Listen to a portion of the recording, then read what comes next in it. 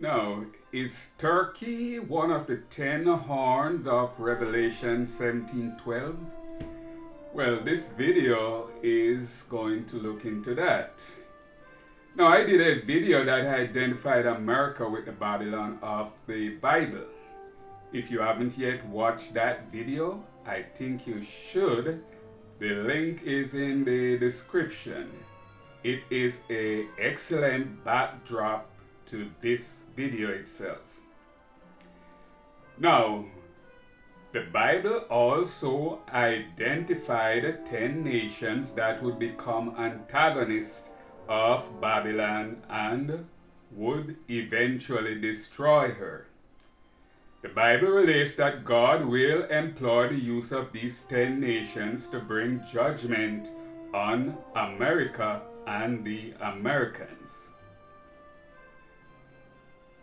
In that previous video that I'm talking about is Babylon, is America the Babylon of the Bible. We learned that America was born out of 7 European nations. These nations who initiated the slave trade and the colonization of Africa. The Bible helped me to identify these nations as Britain, France, Portugal, Germany, Belgium, Italy, and Spain. Now, since this video is talking about the 10 nations that will destroy Babylon, in particularly Turkey, it is remarkably interesting that the aforementioned slave trading and colonialist nation did offer Turkey and Russia a cut in their nefarious activity. But somehow that fell through. Now let me talk about put this in focus. Let's talk about the Berlin Conference of November 15, 1884. This is a conference where these European nations convened to decide how to divide up Africa into colonies that will suit them. Now, at the Berlin Conference of 1884, 8 other countries were in attendance. A lot of people don't know that.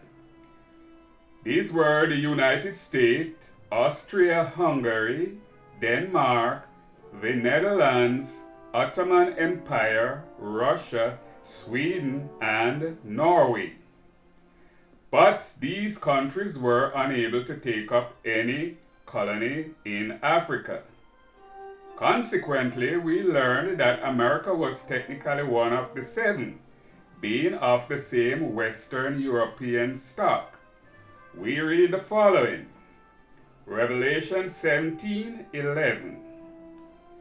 And the beast that was and is not, even he is the 8th, and is of the 7, and goeth into perdition. Now, America became a superpower in around 1898 and reigned over the 7 countries I just mentioned earlier. Technically, they all ruled over the world and America ruled over them. We also read a related verse, Revelation 17:9. Here is the mind of the one having wisdom. The 7 heads are 7 mountains where the woman sit upon them. Obviously, the term sit upon them indicates that America would have dominion over these 7 kingdoms, who are the head of the beast. And we know the beast as Satan. We therefore identified 7 countries that had a slave master relationship with the true people of Israel. Britain, France, Portugal, Germany, Belgium, Italy, and Spain. Now, God would employ 10 countries to destroy Babylon in Revelation 17:12. Would Turkey become one of the 10 horns? But while we were still focused on these 8 countries, Britain, France, Portugal, Germany, Belgium, Italy, and Spain, God introduced a new entity. We read the following verses. Revelation 17:7. And the angel said to me, Why do you marvel? I will tell to you the mystery of the woman, and of the beast, of the one bearing her, of the one having the 7 heads and 10 horns. We continue. Revelation 17:12. And the 10 horns which you saw are 10 kings. See, that tells you what these 10 horns are. They are kingdoms. Let me continue. One which not yet received a kingdom, but received authority as kings 1 hour with the beast. The beast is Satan, remember? Revelation 17:13. These have one opinion. That is, these 10 horns, or 10 kings, or 10 nations. Read again. These have one opinion, and they give the power and their authority to the beast. That's Satan. Revelation 17:16. And the 10 horns which you saw upon the beast, these shall detest the harlot, America, and they shall cause her being made desolate, and shall make her naked, and shall devour her flesh, and shall incinerate her with fire. Revelation 17:17. God gave to their hearts to do his design, and to do one design, and to give their kingdom to the beast, until the words of God shall be fulfilled. Remember, the beast is Satan, and God is the one giving them over to Satan to fulfill his wish. Therefore, the fact is undeniable. The Bible speaks of 10 nations that will become adversaries to Babylon in the latter days. God will employ them to bring judgment on America and the Americans. Is Turkey one of these 10 nations? The Bible even shows how these 10 nations would accomplish their deeds. That is all shown in the video. Is America the Babylon of the Bible? That's why it's so important for you to, really check that video out. Now, these nations, apparently, as the video showed, these nations will need a safe and stealthy window of opportunity. God apparently will provide that opportunity. The world will be plunged into total darkness. We actualize that from scores of verses from both the Old and New Testament, that this phenomenon will occur. For example, Isaiah 13:10. For the stars of the heaven and Orion and all the cosmos of the heaven shall not give off their light. and of the sun rising shall be made dark, and the moon shall not give her light. Now, these are not metaphors or dark sayings. These verses suggest that this will be a reality that God would bring to pass. So you may pretend that these verses are not in the Bible. Or you can also think that America is not the Babylon of the Bible. You may want to think it's the Christian Church or the Vatican, or New York City, or Saudi Arabia, etc. You may also teach these things to the very hapless Negroes that should alight on your YouTube channels, or website, or your Christian church. But you will be found to be a liar. And here is a special verse from the Word of God for you. Revelation 21:8. But to the timid ones, and the unbelieving ones, and sinful ones, and ones being aberrant, and murderers, and fornicators, and dealers in potions, and idolaters, and to all liars, their part is in the lake burning with fire and sulfur, which is the second death. Now, these 10 horns of Revelation 17:12 are enemies of God, as is Turkey of today. Now, I don't want you to get this twisted. These 10 entities are not friends of God, or the people of God for that matter. We read the following. Revelation 17:14. These shall wage war against the Lamb, and the Lamb will overcome them, for he is Lord of lords and Kings of kings, and the ones with him are called the chosen and trustworthy. So you see, they are not friends of God. God is using them for the purpose of destroying Babylon. God, the God of Israel, can do anything he wants on this earth and in heaven.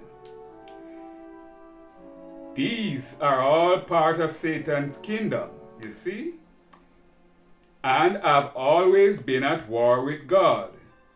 I guess God wanted to make that clear, even though he is using them for the purpose of judgment on Babylon and the Chaldeans, which is the term we substitute for the Americans.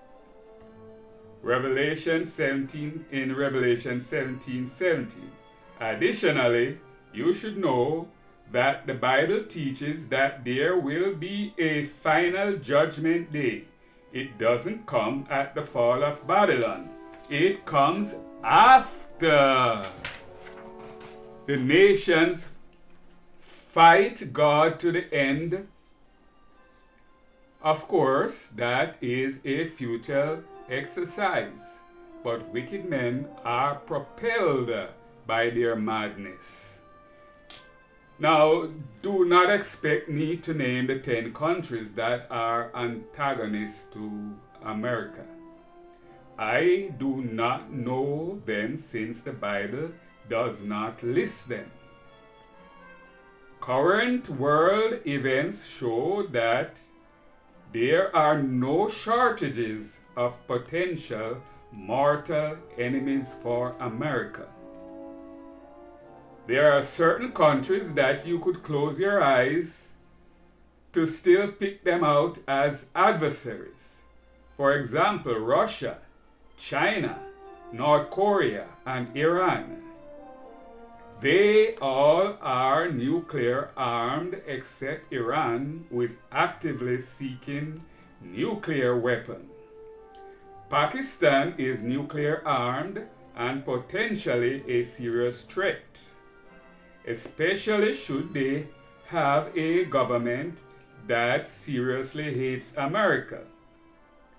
India is also a nuclear armed nation. Now, currently, they are somewhat antagonistic because of the religious factor and the situation of Kashmir.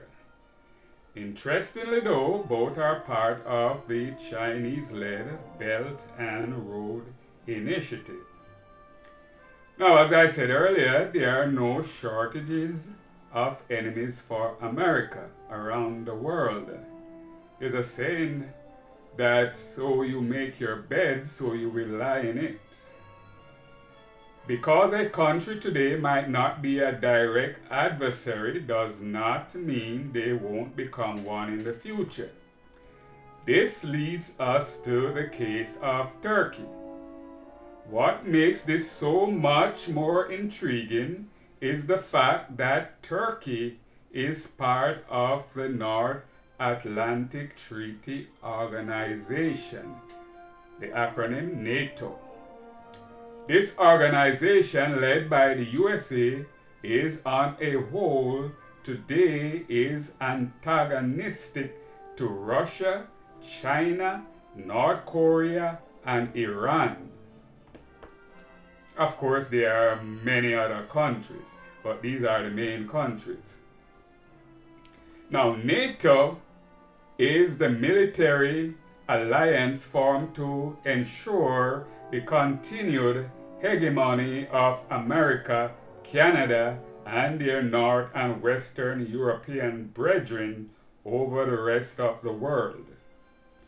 NATO was formed in April 1949 with 12 original members, 2 North American nations, that is the USA and Canada, and 10 states in the Northern or Western Europe. These are Belgium, Denmark, France, Iceland, Italy, Luxembourg, Netherlands, Norway, Portugal, and the United Kingdom.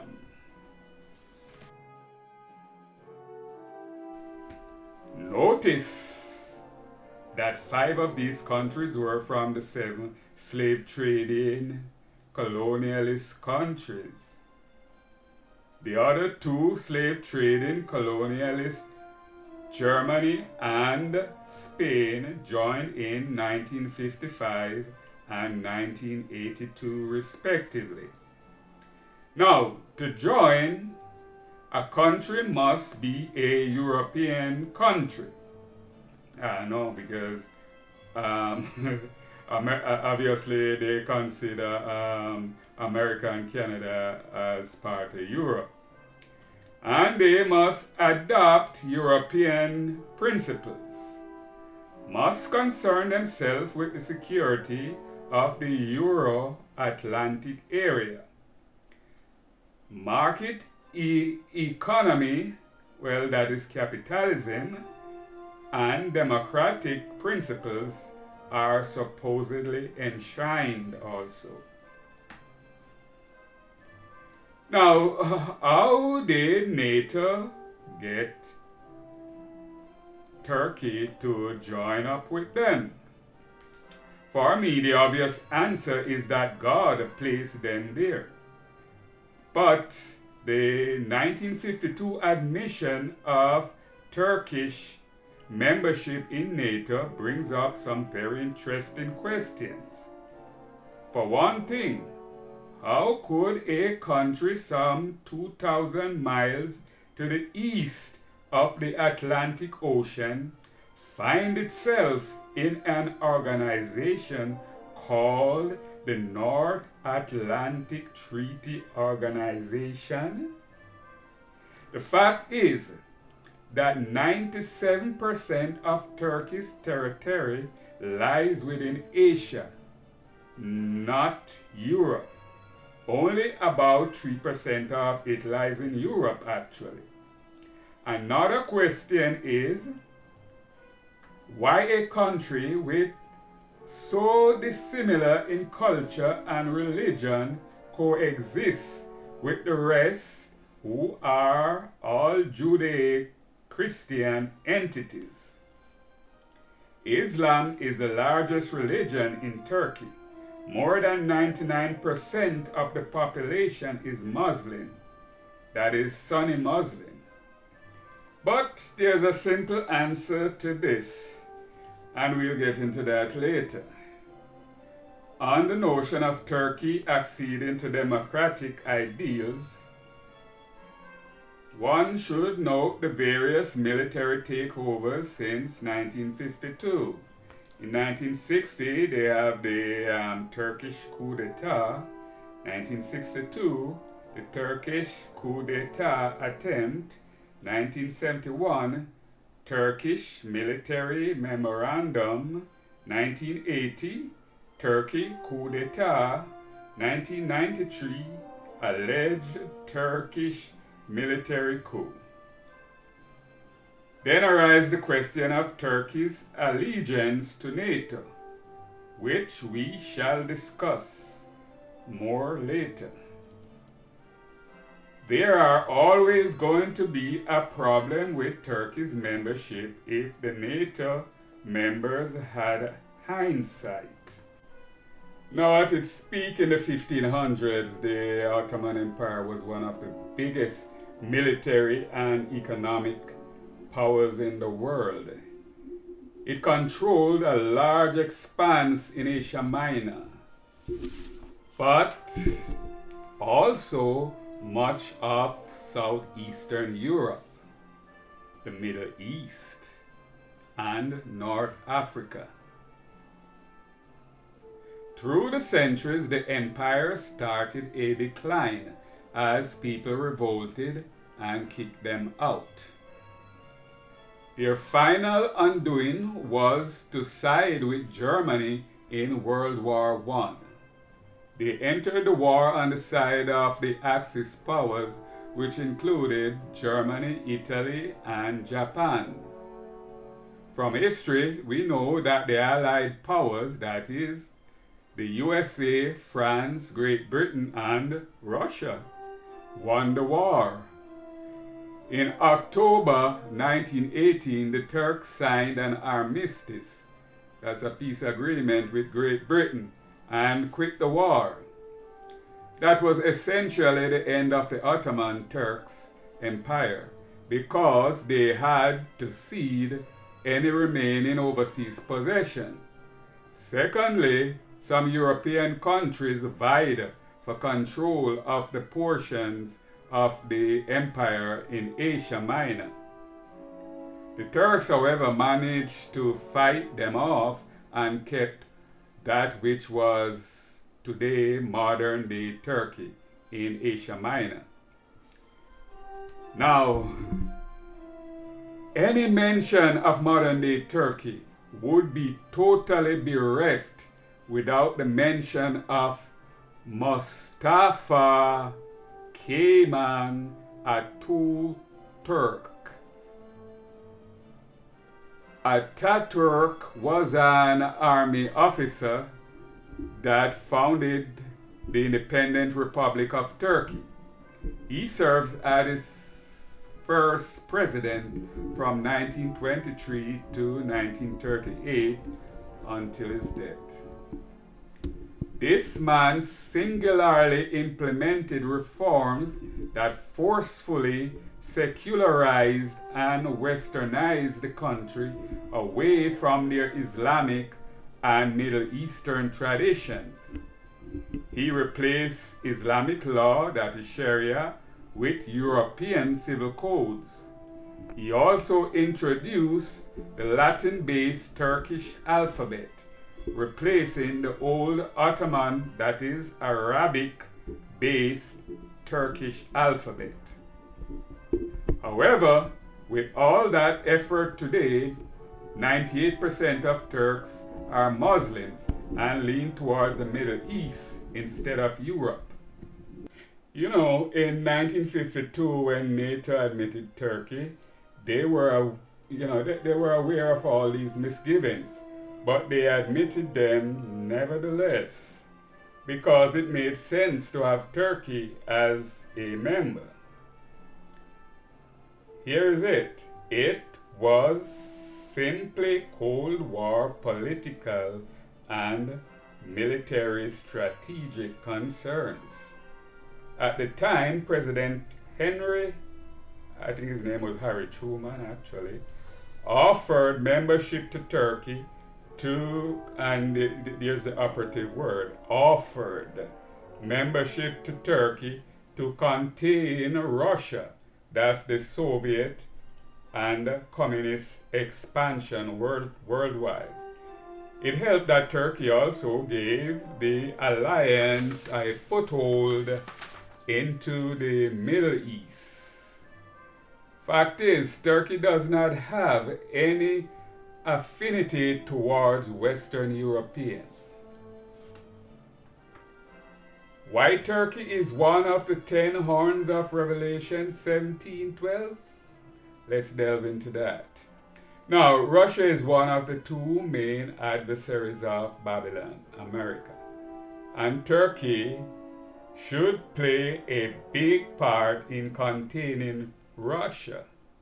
As it turned out, Turkey has played adversary to America and NATO.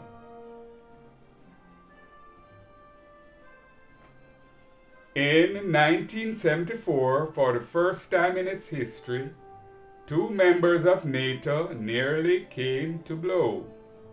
Turkey invaded and ceded part of the Greek ally island of Cyprus. America and the rest of NATO backed Greece. After Turkey threatened to seriously kick Greece's ass, they backed down, and that averted a serious NATO problem. Another thing, Turkey denied access to American troops to attack Iraq. Now, during the Gulf War of 1990 to 1991, Turkey allowed Americans to fly bombing raids on Iraq from Turkey's Incirlik, let me see if I call it that right, Incirlik Air Base war. But in 2003, Turkey refused to station U.S. troops on its territory to attack Baghdad. Turkey allowed ISIS fighters use of its territory to cross into Iraq and Syria. Now, it is an open secret that the Turkish government did little to rein in ISIS fighters transiting its territory to join their members in Iraq and Syria. ISIS fighters allowed through Turkey on way to Europe. Another open secret is that ISIS members even transitioned through Turkey on to attack European countries, NATO members. Turkey attacks U.S. allies, the Kurds. October 9, 2019, Turkey launches offensive against U.S.-backed Syrian militia Kurds. President Trump abandoned U.S. allies, the Kurds, to Turkey. The United States announced sanctions. It took aim at Turkey's defense and energy ministries. The sanctions also personally targeted 3 senior Turkish officials, including the powerful Interior Minister. Now, this is a serious one. Turkey buys radar defense system from Russia, the perceived enemy of NATO. Now, this is how it goes. Turkey paid 1.4 billion as a down payment for some F-35 fighter planes. Washington blocked the sale after Turkey bought the Russian S-400 missile defense system. American, argued that an ally could not both participate in the U.S. F-35 fighter jet program and purchase the Russian system. Now, the F-35 is the most high-tech and expensive U.S. jet fighters ever developed. Washington allows its allies to purchase and operate them, but the F-35's greatest strength is in its stealth capability. Now, since the Russian S-400 system has advanced radar capabilities, many in the United States feared Russia would gain indirect access to the F-35 programming through Turkey. That is obviously if Turkey got them and send them to Russia and send one of them to Russia for Russia to investigate them. Obviously the Russian could use it as a way to enhance the efficacy of the S-400 defense radar capabilities. Duh! Wouldn't that be obvious to both Turkey and Russia?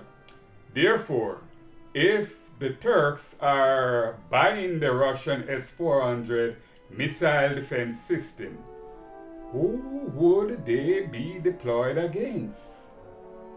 That's a good question. It is obviously the Americans, right? Wouldn't the Turks want to send one to Russia so they could upgrade the S-400 to be better capable of defending Turkey from attack from the USA? Doesn't that make sense? The question is, whose side are the Turks on anyway? Turkey appears to be an ally of Russia today than a member of NATO.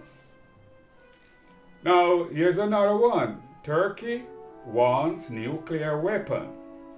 Now, even though America already deployed some 500 nuclear bombs on Turkish territory, today Turkey has its own nuclear ambition.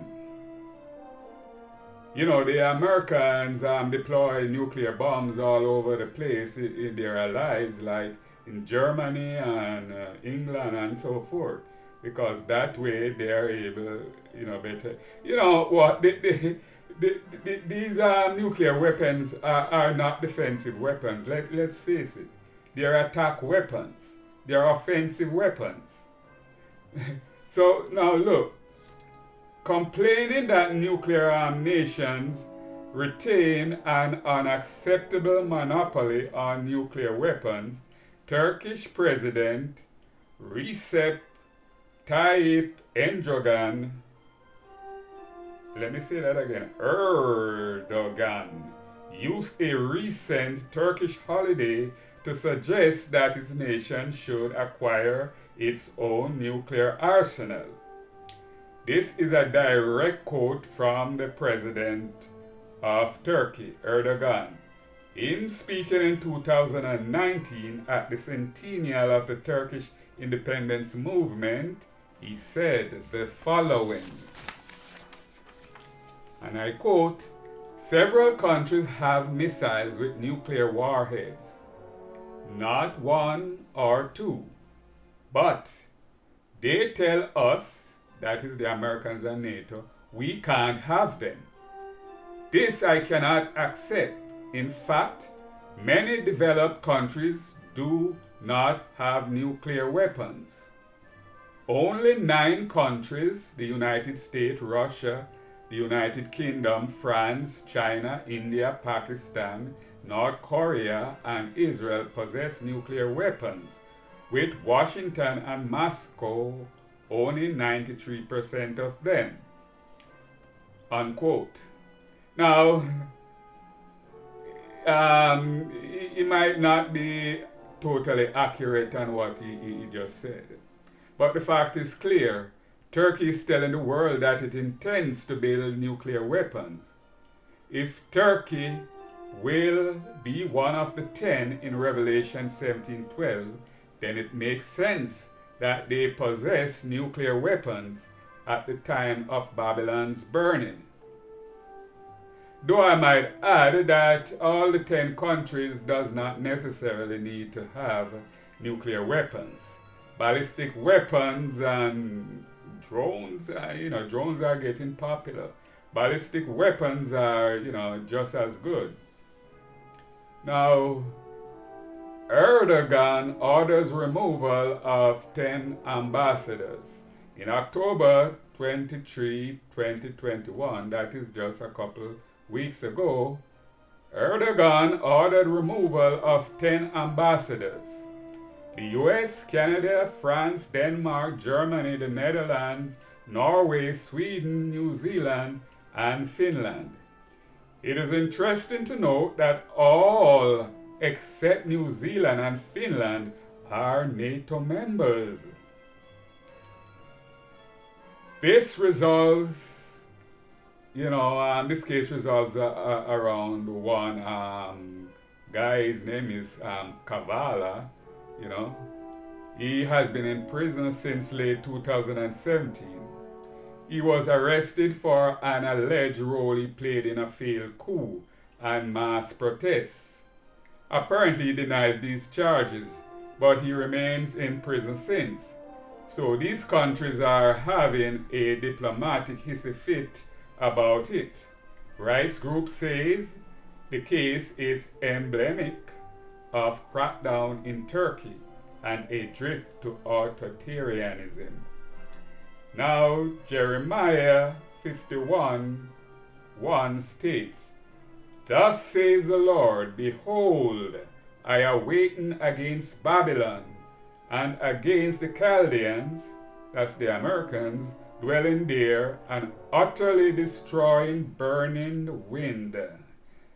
And I shall send against Babylon arrogant ones, and they shall insult her and lay waste her land. Woe upon Babylon round about in the day of her affliction." Of course, some of these words I might have to explain, but I can't do that in this video.